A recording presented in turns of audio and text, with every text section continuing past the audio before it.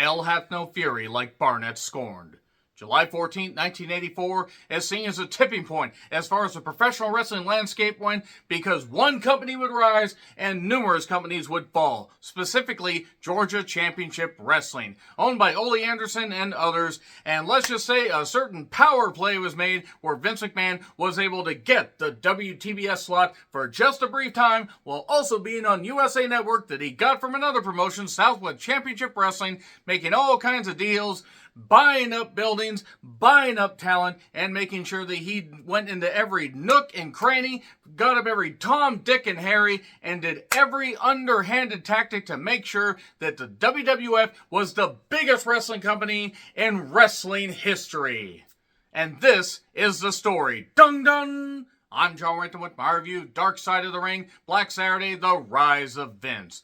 Also, the end of it showed a brief fall of Vince. A fitting fall for that goddamn pest. But that being said, this is the story of Black Saturday. A day that truly will live in infamy as far as professional wrestling goes. Because, yes, there was a lot more they could have dived into. They really could have done a two-part, particular episode on this. And this is the end of the Dark Side of the Ring season. I don't know if Vice is still going to be around next year. Hopefully, if it is, we can get a season 6. But if not, this is a pretty good way to go out. I will say that. There are some people that, have listened to various podcasts, saw the Olie Anderson shoot interviews they did when he was in better health. Fortunately, Olie Anderson is no longer with us. But it is kind of fitting, though, after Vince McMahon screwed over Olie, who, yes, had his various quirks and his various issues. I'm not saying Olie was the best guy. But Olie got to outlive Vince McMahon owning and being in charge of the WWF by just about a month. So I think Olie won in the end. Nevertheless, yes, the season finale, but July 14, 1984, as Jim Cornette described, was kind of the canary in the coal mine just to basically see what would happen. Could Vince McMahon own this whole thing? Would it really be the death of the territories? The territories were already starting to falter by 1984. There were a lot that were. And I could talk about that, and I've talked about that in various videos. I do want to say that Cornette has talked about Black Saturday. He was in wrestling. He was more in Mid-South wrestling at that point. But we get some good talking heads. Not the same as it ever was. But some once-in-a-lifetime people. We do get Jim Cornette here. Gerald Briscoe. Tommy Rich. Well, at least he's still got the mullet. And we get Dave Meltzer. Dave Meltzer actually wasn't bad here, I will say that. Bobby Simmons, who worked with Georgia Championship Wrestling. Nick Patrick, I didn't even recognize him. And Bob Roop, who looks like he is about to keel over right there. 1983, Vince McMahon's expansion. He was bound and determined, once he bought the company from his dad the previous year, he was bound and determined to buy, to just buy it and then expand it. And look, Vince McMahon always wanted to be the Walt Disney of professional wrestling, as Cornette has said, as others have said. The NWA was a governing body, a bit like the Mafia. They saw Vince as an upstart, but they're like, whatever, he's just a kid. Yeah, he's Vince Sr.'s kid, but it is what it is. There are the calls that Vince Sr. apparently made to people like Jerry Jarrett, maybe even Eddie Graham. Hey, son's going to take over. He's going to piss a lot of people off. Maybe if you guys could be there for him. Unfortunately, Eddie Graham couldn't be. Jerry Jarrett was sometime in the early 90s when Vince thought he was going to go to jail. Jim Barnett, it was kind of nice that we got to see a little bit of footage of Jim Barnett, my boy. And he was linked up with politicians. There were stock pics of him and Jimmy Carter. And massive connections. Jim Barnett was very influential. Started the original World Championship Wrestling in Australia.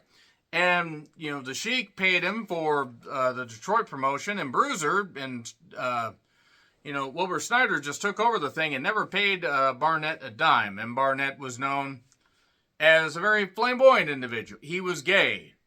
And the NWA didn't want him in there because they didn't want a gay man there. Nothing wrong with people being gay. Just want to say that. If you have a problem with gay people, anybody in the LGBTQ community, as long as they're living as their true selves, fuck off. So, Jim Barnett, a gay man. But oh no, we can't have the gay man there. We can have the murderers. We can have all the R's. The guys that are women is what I mean. That's what I mean. Really should have worded that better. Let's move on. You can have all that, but we can't have a gay man here. So, WTBS, Ted Turner was quoted as saying, the Braves, Andy Griffith, and professional wrestling built WTBS because it was an Atlanta, pseudo superstation, but was taken nationally, just decided to broadcast it via satellite. And it was a big deal. And Georgia Championship Wrestling, it was a big fucking deal to see wrestling on cable. And even then, I believe Terry Funk mentioned, this is sometime after his father had died, that cable television is going to end up being the death of wrestling. And cable television kind of was as far as the territorial system. Not so much for the people that had the money and the know-how and the ability to get on cable. But think about it. You had Amarillo wrestling, the Amarillo territory. You had Southwest Championship Wrestling, more on them here in a little bit. You had Vern Gagne, who had his show. You had Don Owen in Portland. You had various other territories. You had Stu Hart in Canada. So many people. Eddie Graham in Florida. I could go on and on. Jim Crockett Promotions. You had others in Canada. Al Zink. Emile Dupree. I'm sure there are others I'm missing. Was it Al Tomko in fucking, Vancouver?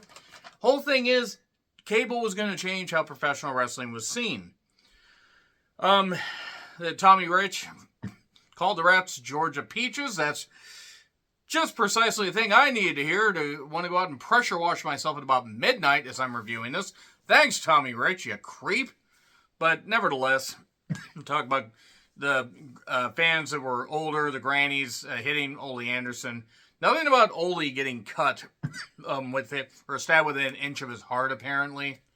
And I guess he survived, obviously.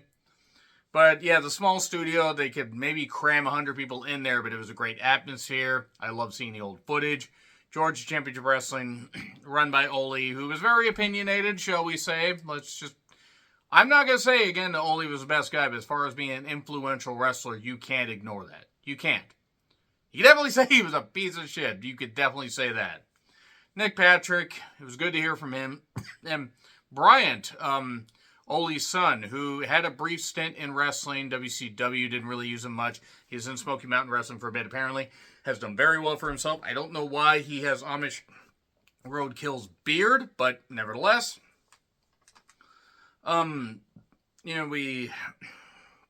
He talks about how Olie developed MS in the later years of his life.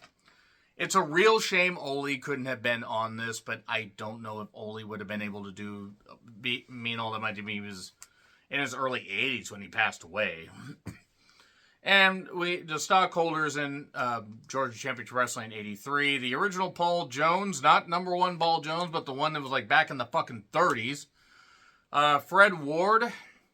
And we got Jim Oats, who I believe was the precursor to Hall & Oates. Actually, I believe he was a friend of Jim Barnett. Jack and Jerry Briscoe, and Olie. And the idea is they own points, stock and everything, and the idea was they were going to run this thing. Well, Olie basically felt that Jim Barnett was stealing. Others suspected it too. Jerry Briscoe was the only one weighing in on this because, Jack hasn't, unfortunately, passed away a number of years ago. And Barnett was in Hong Kong getting a new wardrobe. I'm sure he was. And you don't go to fucking Hong Kong to get another wardrobe. I'm just... Whatever. Just saying. It's a little weird. But whatever. The guy's dead, so doesn't really say anything. But Olie basically gets the stockholders to get, to kick Barnett out. Kind of finds all the stolen money, all this stuff. Barnett was... Yes, Barnett would put money back into the company. And he would take money for his own expenditures. He's not the only wrestling promoter to do that. But the boys are tired of being stiffed. And they threatened to push him over a railing and everything. And, Olie was strong-arming him. And then Cornette says, hell hath no fury like Barnett scorned. Louise Cochran, who also I believe is known as Louise Bennett, she worked in Georgia Championship Wrestling. Couldn't figure out how to make the mask work, but then again, her nose was like putty, so it kept, knocking that off. That's mean. I'm sorry. I'm sure she's a lovely woman. Considering the fact she was young in Georgia when slavery was still around, but let's move on from that. Ole pushed Barnett out of the company. Vince brings Barnett into his company because he's looking to expand. And Barnett has all these connections. And then they left the NWA. And Cornette basically says, well, it's either they're getting out of wrestling or they're going to run opposition. Ole was pissed. Ole being angry. I know. I'm shocked too. Bob Roop says that Ole hated Vince. And we're going to talk about that here in a second. Vince offered more money for TV slots. He would call buildings and say, I think this guy might have drugs on him or something like that. Or maybe, he would, maybe he wouldn't. He would get arena exclusivity. He would get this stuff. He wasn't the only promoter to do that with buildings. He was just more underhanded with it. He got the USA Network deal from Southwest Championship Wrestling. We saw brief footage of that. That's another one, Dark Side of the Ring, where they actually probably could talk about Southwest Championship Wrestling. Because Joe Blanchard, they were trying to expand, do all this stuff, and it just wasn't working because they didn't have the money. And they were running out. They still had a promotion in 85. But in 83, when they still had talent, they were just causing some issues. All-American Wrestling, where Vince McMahon said, guys, all these promotions, send me tapes. Lend me your talent. Lend me your tapes. I'm not going to take your talent. Except he did. He totally took the talent. No, they did kind of flummox a few things. He did get JYD from Mid-South Wrestling. He did get Hogan from the AWA. They say he got Ricky Steamboat from the Crockett's. That's true. And they say he got Kerry Von Erich from Dallas. In 1990, when Dallas was already fucked. Just saying. He wanted Kerry Von Erich to be his guy, possibly. Could you imagine Kerry Von Erich trying to be the guy in 1984? Even when he had both feet still on the ground, his head was in the fucking clouds. Until he was put in the dirt. I remember when the Iron Claw got that stuff wrong about Kerry, but let's just move on from that. So, Hogan was the key. Hogan was the goddamn key. Vince McMahon had his superhero. For good or bad, for all the stuff we could knock Hogan for, as far as racism and lies and all that shit. Hogan meant a lot to professional wrestling. There are still people. Arn Anderson said it in I think it was a Monday Night War stuff, or maybe it was a Rise and Fall of WCW. It was one, maybe both. If people know nothing about professional wrestling, that's the thing Hulk Hogan does. They know that. So, Barnett basically helps Vince take over TBS. The stockholders are pissed at Ole. You said Barnett was skimming money. We need to have this much money in the bank to pay off this. And Ole's saying, give me a bit. I'll come up with the money. Ole's like, let's do a blood oath. They cut their heads and they do this. And don't think you need to do a blood oath, especially in the 80s. As we got to the whole AIDS epidemic. I actually don't know if it was happening in 84, but nevertheless, the Briscoes basically get pissed because they're not getting the proper money. So they meet with Vince. Barnett kind of just sloughs them off, but they meet with Vince. Can you give me 51% of the company? He says, yes. Well, he actually ended up owning 67.5%. And if you combine that with the 33 1/3% chance, and you do that, you have a 66 2/3% chance of winning. That's sacrifice. I probably screwed up that Scott Steiner promo. It's late. Let's move on. Ole's mom had passed away, apparently. They were making funeral arrangements. Luis recalls Vince walking in and said, I own this shit, so some of you are going to be fired. He didn't say that to her. Maybe he did. But old shoot interview footage of Ole, and Ole, was pissed at the Briscoes for a while, but he understands. Vince basically couldn't get Ole on board. This is just, as bad as Ole was as far as how he treated people, this makes me laugh, because Vince was no saint. But, Ole, I want you to come work for me. Oh, fuck you. And sometime later, Ole, I want you to meet my wife. Oh, fuck you and fuck Linda. And Linda was looking in two different goddamn directions, because that's all that lazy-eyed dumb bitch can do. They're both pieces of shit, just want to say. Linda deserved every bad thing that happened to her. Just want to say that. So that being said, fuck you and fuck Lynn. I don't know why that makes me laugh. That will make me laugh until I'm in the dirt, which could be tomorrow for all I know. So, no one knew this was happening as far as people behind the scenes, and people were fired. And that was dickish, but then again, Vince wanted to he didn't want to run studio wrestling. He just wanted a way to show his arena matches and show all this stuff. No studio stuff. He eventually did do studio stuff. And the people rebelled against it. They blew up the Turner phone deals. Switchboard. That's the word I was looking for. I haven't seen a phone switchboard in a while. Briscoes got paid big. Rumor has it, according to Paul Jones, number one Paul Jones, not the original Paul Jones from the 30s and 40s, who was still around in the 80s. Even though even in that picture, he looked like he was about 200. So, number one, Paul Jones, who was a professional wrestler and then became a manager, that he was all right. He was all right as a manager. He was better as a wrestler, at least from what I understand. He said, hey, Briscoes, I think Olie put a hitman out on you. What? So, yeah, after that, don't go anywhere for a couple days and you should be fine. Because hitmen get upset and have the memories of goldfish and then just go somewhere else, apparently. So, Louise did say Olie wouldn't have done that. He would have done it himself. He wouldn't have paid somebody else for that. That's probably true. So, yeah, the Briscoes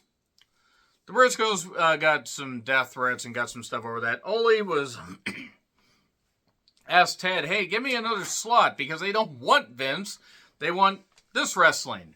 So he got 7:30 a.m. on Saturday, which I believe was the same day as Vince's show, because I think it was 6:05. I want to say. Vince's show flopped hard. It was one of the only failures during this expansion that Vince really had that was noteworthy. But Ted Turner's going to kick him off. Crockett wants the slot because Georgia Championship Wrestling, even before Vince bought it, was having issues with talent because people were being scooped up by Vince and stuff like that. So Crockett pays $1 million. And along with that and the money for an Antonio Inoki, Vince McMahon's able to fail upwards from this flop. Take this flop, turn that flop upside clop, and finance WrestleMania 1. And then he has all his success, and they're running shows, and they're having all his success, and boom! Even with other failures that they had, Mania 2 having some issues, whatever, Mania 1 being funded by Inoki and Crockett and other stuff. He was kicked off of TBS. I think he had the last show on WTBS. It was just before WrestleMania 1. Big push. And then it was off to the races. So, basically, from there, it just grew, the company grew and all that. And Bryant reads a letter from Bill Watts to Olie. And around Mania 3, Vince lets Barnett go because Barnett apparently wanted to pay Andre and Hogan $250,000, which still was a pretty big deal, but given the gate and given the monumental nature of, well, not just Andre, but the fact that match was a big deal, even though Steamboat and Savage is better, Vince says, I'm giving him $750,000, and Bobby Heenan got a pretty big amount. So also, the fact is Barnett was more old school, and Vince pushed him out. Barnett was in WCW for a year or so, and that was it. Barnett's been dead for almost 30 years, or something like that. I don't remember what time in the 90s he died. So they go over Vince's shit. The hush money payments and all that, and the, fucking talent and fucking over talent, and the stuff with Miss Grant. Her name's out there. I guess I might as well just say it right there. But all that going on, and the fact that the company got spun up, combined with UFC into Endeavor, and Vince got a whole bunch of money, and now he had to sell off his stock. Granted, at the point this show was completed, the stock hadn't, he still owned plenty of the stock. So even though Barnett got pushed out of Georgia, right into there, and Vince got all this stuff, that ended up being his downfall as well, getting so egotistical that he finally, got too big for his britches, and also did way too much stuff to get into other people's britches, piece of shit creep. He deserves to fucking rot away as far as I'm concerned. As much as he meant to professional wrestling, he deserves to rot away. That being said, what's the legacy of Black Saturday? The canary in the coal mine, as Cornette said, and that wraps up in a nice, neat low bow the end of Dark Side of the Ring Season 5. Will there be a Season 6? What would you like to see in Season 6? Let me know in the comments. I gotta be honest, I'm kind of actually glad that Dark Side of the Ring Season 5 is done, even though I've enjoyed some of this stuff. It kind of gets exhausting covering some of these topics, because some of them are really depressing. Hooray! Anyway, agree, disagree with what I said, like, share, subscribe, Twitter handle in the description. I'm John Worthland, and Who Killed WCW? That's going to be coming up on Vice in June. Will I review it? Yeah, why not? See you soon.